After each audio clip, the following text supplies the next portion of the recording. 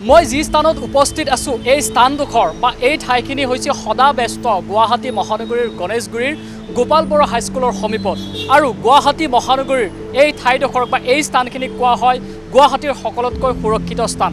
এইকাৰণেই সুৰক্ষিত বুলি কোৱা হয় কাৰণ ইয়াৰ দাঁতি কাষতে লাগি আছে অসম সচিবালয়, জনতা ভৱন কিংবা দিছপুৰ থানা। কিন্তু তাৎপৰ্যপূৰ্ণভাৱে যিডোখৰ ঠাইক আচলতে সকলোতকৈ গুৱাহাটী মহানগৰীৰ সুৰক্ষিত স্থান বুলি কোৱা হয় সেই স্থানডোখৰতে আচলতে বিগত এটা সপ্তাহত 3টাকৈ চুৰিকাণ্ডৰ ঘটনা সংঘটিত হৈছে।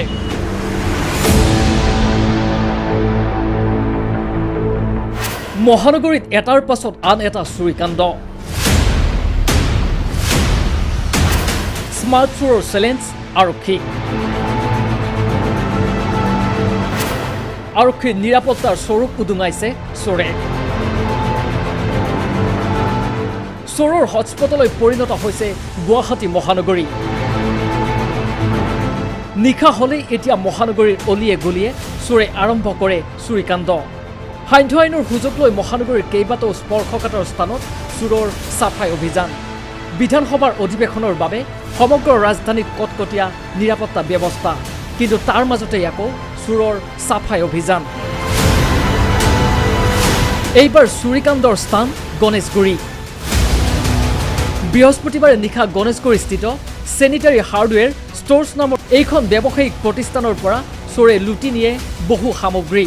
মই লগে লগে চালোঁ কি মানে মোৰ ল'ৰাবিলাক ক'লে কি ৱাইফাই চলা নাই, তেতিয়া ডিবিআৰ ৰুমত চালোঁ ডিবিআৰ চিবিআৰ নাই, চব তাৰ চাৰ কাটিছে, মাল চাল চব ওলোৱা পেলোৱা আছিলে, ৰেক চেক খালী আছে। মই ভাবিলোঁ ক'ৰ পৰা চোৰ সোমাইছে, তো ওপৰৰ পৰা চালোঁ ছটটো মানে কি কৈছিলে এডভাৰ্টৰ চিট আছিলে, কাটিখিনি চোৰে সোমাইছে, তাৰপৰা চব বস্তু উঠাই লৈ গৈছে। চুৰি কাৰ্য সংঘটিত কৰি যাতে ধৰা নপৰে তাৰ বাবে আগতীয়াকৈ ব্যৱস্থা স্মাৰ্ট চোৰৰ। উল্লেখ্য যে বিগত এটা সপ্তাহত গণেশগুৰিৰ এই স্থানতেই সংঘটিত হৈছে 3টাকৈ চুৰিকাণ্ড। চিচিটিভি কেমেৰাটো বন্দী হৈছিল চুৰি কৰাৰ দৃশ্য। এতিয়া প্ৰশ্ন হৈছে অসম বিধানসভা সচিবালয় আৰু জনতা ভৱনৰ পৰা মাত্ৰ 100 পৰা 150 মিটাৰ দূৰত্বত বিগত এটা সপ্তাহত 3টাকৈ সংঘটিত হোৱা এই চুৰিকাণ্ডই আচলতে কি সূচাইছে? কিমান সুৰক্ষিত বিধানসভা চৌহদ, কিমান সুৰক্ষিত ব্যৱসায়িক প্ৰতিষ্ঠান?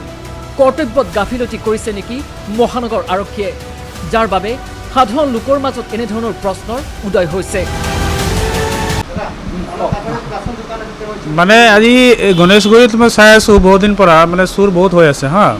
এইফালে মানে গণেশগুৰি ধৰি লওক ইয়াতে বহুত পুলিচ থাকিব লাগে, পেট্ৰলিং কৰিব লাগে, কিন্তু সেইবিলাক একোতো হোৱা নাই। আপোনালোকে ৰাতি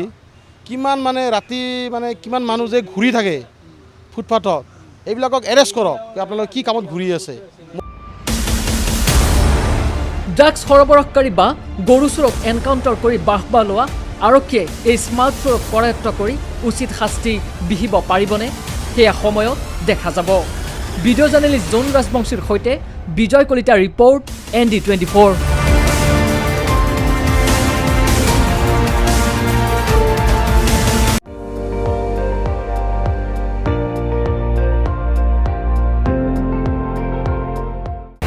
আপুনি চাই আছে ND24, সৰ্বশ্ৰেষ্ঠ নহয় সৰ্বোত্তমৰ দৌৰ।